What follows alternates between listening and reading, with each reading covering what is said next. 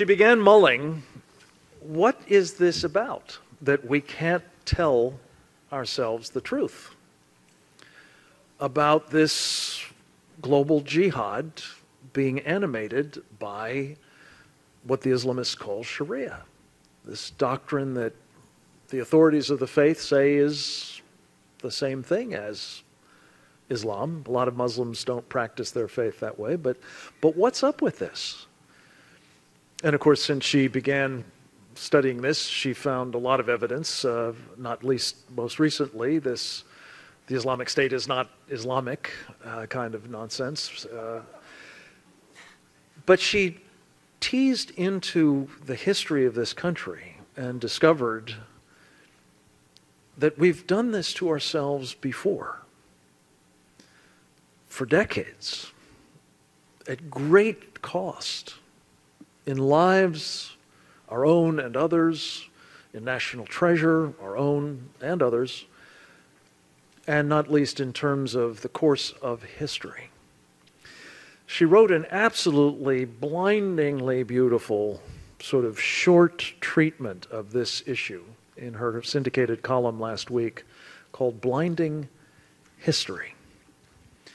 And when we had an opening in the schedule late last week, I turned to her and asked her, actually after we did an hour-long interview on our program, Secure Freedom Radio, which was superb and is airing tonight, as a matter of fact, here in Washington and elsewhere around the country. I asked her to come and speak to us about the insights from the past and how it helps explain the dangerous blinding of history and of our people that is afoot right now. Diana West, welcome.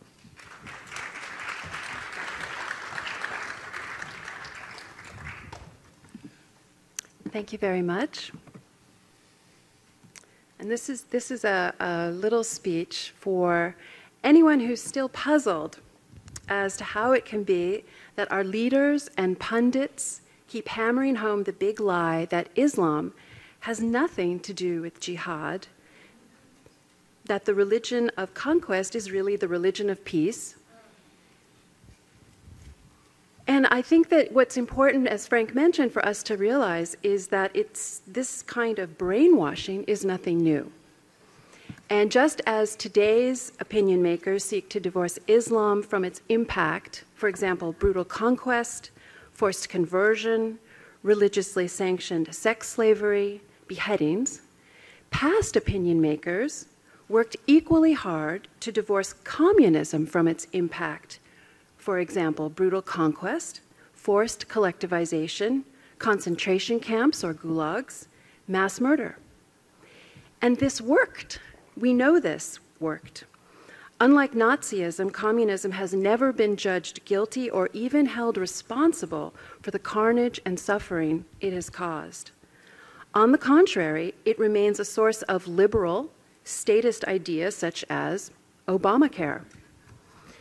My recent book, American Betrayal, delves deeply into this dangerous double standard. But in short, this double standard not only enables collectivist policies to strangle our remnant republic, but also explains why American college students can find a drink called Leninade, emblazoned with a hammer and sickle, for sale up the road at University of Maryland. It's also why very expensive silk screens of Warhol's Chairman Mao, history's top mass murderer, are sought-after items in the homes of the wealthy. There are no such trendy portraits of Hitler, and who would want one? Who would want to swig a bottle of Hitler pop emblazoned with the swastika? So why Leninade? Not only does the stench of death not follow the communist murder cult, the brand lives. Barring a tsunami of common sense, I'm predicting that Islam, the brand, will remain separate in the public mind from the violence and repression it causes and has caused for more than a millennium. That's certainly the direction that leaders from both political parties have been relentlessly herding us in for over a decade, insisting against all reason, insisting against all sacred Islamic texts that Islam is peace.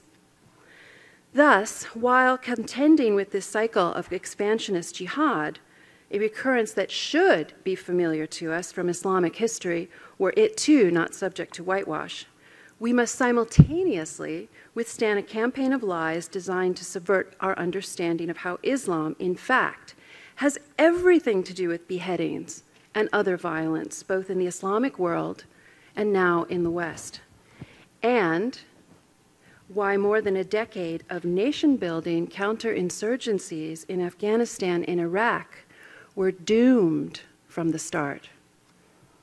And yes, such whitewashing has happened before. 70 years ago, Americans and British and other allies fought against a cruel Nazi totalitarian dictatorship in alliance with an equally cruel communist totalitarian dictatorship. As far as body counts go, our great Soviet ally had already piled up more bodies than Hitler would. To sell this to we, the people, Americans were introduced to Uncle Joe, Stalin. We were told that communism had changed, that Moscow wanted only secure borders. We were told, you might say, communism is peace. Anti-communist books went out of style, investigations into communist penetration went into mothballs. At the end of World War II, yes, Hitler's 12-year Reich was destroyed, but Stalin's evil empire had engorged fully half of Europe. Communism is peace brainwashed people were stunned. But Americans were told they had won the good war for liberty over tyranny, and we have celebrated ever since.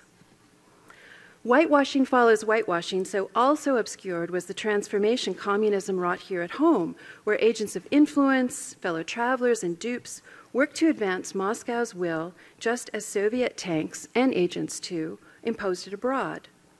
The conventional wisdom, however, remains suspended in the amber of the Red Scare of the 1950s, during which anti-communist witch hunters searched for Reds under the bed, all allegedly in vain. Never mind that many hundreds of confirmed American traitors loyal to the Kremlin had infiltrated the federal government and other institutions in previous decades. The important thing, says the conventional wisdom to this day, is not to connect the dots and examine whether these proxies for Stalin influenced the American century. But the facts indicate they did. Just to mention examples rarely taught in school, agents of Stalin's influence inside the Roosevelt administration helped subvert and topple such anti-communist leaders in Europe as Draza Mikhailovich in the Balkans and the Free Polish government in exile, clearing the way for communist regimes.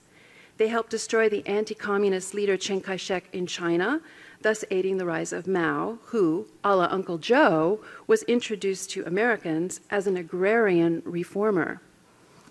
Mao would kill at least 60 million people and set in motion events that would draw Americans into two disastrous wars in Korea and Vietnam, killing tens of thousands of young American men. I could go on about how at the end of World War II, Soviet plans for Germany and slave labor reparations were put over, how the UN was fostered by a Soviet agent named Alger Hiss, how the IMF was fostered by another Soviet agent named Harry Dexter White. Much of this still hidden history at least makes clear why our traditions are today a shambles, where cultural relativism comes from, why it's unlikely Congress will ever repeal Obamacare, why our college campuses are outposts of Marx. Society, however, seems to prefer silence.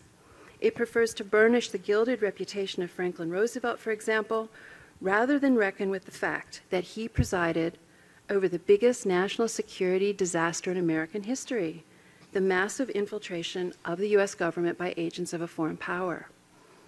And today, Islam's prophet Muhammad is exempt from criticism, a key point of Islamic law, just as Joseph Stalin used to be, a rule of the communist police state. Islam's history of repression, too, is off limits to strategic planners, just as communism's once was as well. Mustn't offend the Russians went the World War II-era mantra against red baiting. Mustn't offend Muslims is the mantra against Islamophobia, so-called today. In this way, these belief systems both hostile to our constitutional liberties, remain protected by silence. This silence has already cost hundreds, thousands of American lives in our time. It started right after 9/11, as soon as President Bush declared Islam was a religion of peace, officially delinking Islam from specifically Islamic jihad. Official policy to this day absolves Islam of jihad, and most recently absolves Islam of the jihadists known as the Islamic State. This see-no-Islam policy has also been the deeply flawed basis of 13 years of nation-building failure in Iraq and Afghanistan under the sorry banner of counterinsurgency, or COIN doctrine. Retired Army Colonel Douglas McGregor sums the problem up this way. The entire, quote, "The entire COIN strategy is a fraud perpetrated on the American people. The idea that we are going to spend $1 trillion to reshape the culture of the Islamic world is utter nonsense."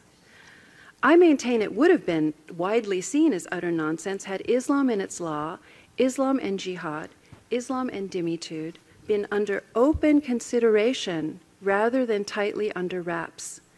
Instead, the last two presidents sent Americans to die for nations whose constitutions, written with American support, enshrine Sharia, Islamic law. What does that mean? Quite simply, Sharia outlaws the liberties we in the West hold sacred: freedom of religion, freedom of speech, equal rights before the law, and more. Such prohibitions themselves are sacred in Islam. Indeed, Islamic liberty, or Sharia, couldn't be more different from our own. It is defined by a slavish devotion to Sharia. This tells us, or should have, that infidel armies, infidel governments were never going to win hearts and minds or trust of Islamic peoples, which is the linchpin of the COIN theory, no matter how much our people bribed, bled, or died. This deduction is confirmed by the most recent polling data compiled by Pew. These data tell us that 91%, this came out in 2013, 91% of Iraqis believe Sharia should be the law of the land. That percentage is exceeded by only one country, Afghanistan, where fully 99% agree Sharia should be the law of the land. So what does a US lawmaker or a COIN strategist do with data like this? If that lawmaker or that strategist wants to be a mover and shaker in Washington, D.C., he forgets about them. Whatever he does, he doesn't connect any dots.